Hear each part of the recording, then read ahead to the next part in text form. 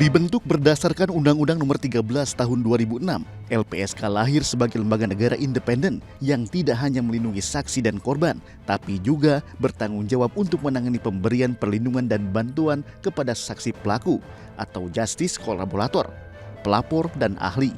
Ya, LPSK ini lembaga negara yang lahir setelah reformasi yang mendapatkan mandat dari negara untuk memberikan perlindungan pada saksi dan korban.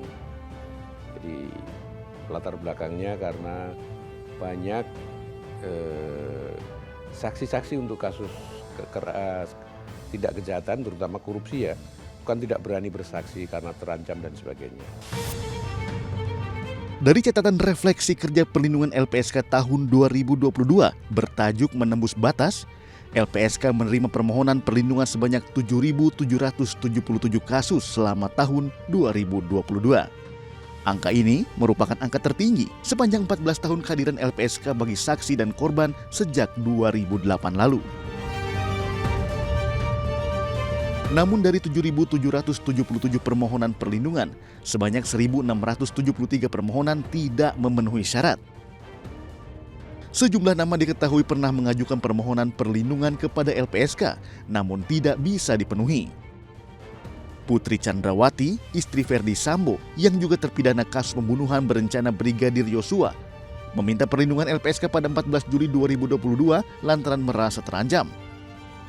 Salah satunya dari pemberitaan spekulatif dan asumsi publik mengenai dugaan pelecehan seksual yang diterimanya. Namun pada 15 Agustus, Hasto Atmojo selaku Ketua Lembaga Perlindungan Saksi dan Korban mengeluarkan pernyataan resmi bahwa LPSK tidak bisa memberikan perlindungan terhadap Putri karena Barreskrim Polri menyetop penanganan kasus dugaan pelecehan. Belakangan LPSK juga menolak permohonan perlindungan AG dalam kasus penganiayaan David Ozora oleh Mario Dandi. Status AG sebagai anak berkonflik dengan hukum dianggap tidak memenuhi syarat sebagai terlindung, sebagaimana Undang-Undang Nomor 13 Tahun 2014. LPSK tidak karena dia tidak memenuhi syarat-syarat perlindungan, maka kita berikan rekomendasi kepada instansi lain yang terkait, terutama dan dalam hal ini adalah KPPAI, untuk melakukan langkah-langkah memastikan untuk mendampingi si anak yang berada pada hukum ini dalam proses peradilannya sesuai ketentuan yang berlaku dan memastikan terpenuhinya hak-hak anak. Sebelumnya beberapa tokoh maupun pesohor pernah mengajukan perlindungan ke LPSK dan mencuri perhatian publik, di antaranya artis Arumi Bachsin. Awal tahun 2011 ia mendapat perlindungan dari LPSK setelah kabur dari rumah karena berkonflik dengan sang ibu. Sementara mantan Menteri Pemuda dan Olahraga Roy Suryo mendapatkan rekomendasi perlindungan dari LPSK pada Juli 2022. Roy Suryo mengaku mendapatkan teror dari netizen atas kasus meme stupa Candi Borobudur yang mirip dengan wajah Presiden Jokowi. Nama lain yang juga menarik perhatian publik adalah David Ozora, korban penganiayaan keji yang dilakukan oleh Mario Dandi. Berdiri sejak tahun 2008, LPSK menilai pentingnya keberadaan saksi dan korban sebagai pengungkap fakta dalam sebuah kasus tindak pidana.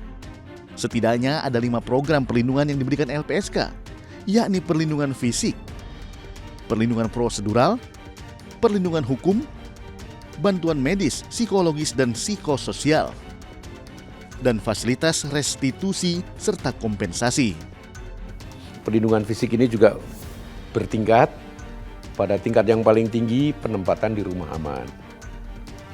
Kemudian di level berikutnya lagi itu adalah penempatan tenaga pengawal secara melekat di kediaman yang bersangkutan.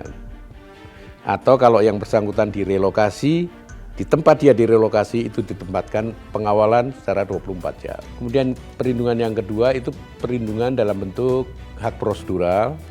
Di sini LPSK itu memberikan pendampingan dalam setiap proses yang dilewati oleh seorang saksi dan korban di dalam memberikan keterangan kepada aparat penegak hukum. Kejahatan bisa terjadi kapan saja dan di mana saja. Menyandang status sebagai saksi dan korban bisa dialami oleh siapa saja.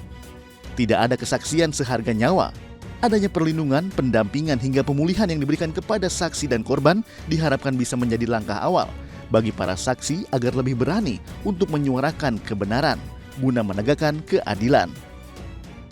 Jadi jangan bilang Anda tidak tahu akan permasalahan ini karena kami sudah memberitahukannya.